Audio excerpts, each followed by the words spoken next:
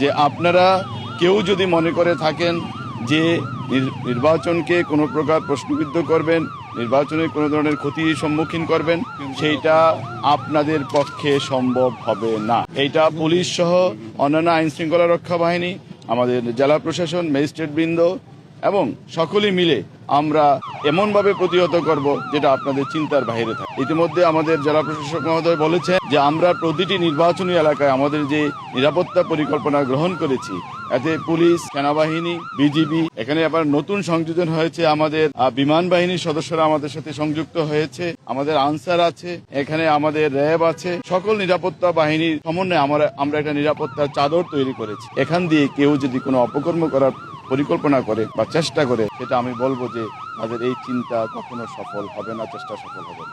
আমরা স্পষ্টই বলতে চাই যে আমরা এই ধরনের চেষ্টা যদি কেউ করে তাহলে একেবারে আমাদের আইনের সর্বোচ্চ প্রয়োগ হবে তাদের বিরুদ্ধে, আর তাদেরকে আইন আমলে আনা এবং তাদের প্রতিহত করার সকল পরিকল্পনা প্রস্তুতি আমাদের আছে। তো বিশ্বাসের জন্য আমরা বলতে চাই আমাদের প্রতিটি সেন্টারে কমসে কম পুলিশের 2 থেকে 3 জন সদস্য একেবারে স্ট্যাটিক থাকবে, সেন্টার ডিউটি যেটাকে আমরা বলছি।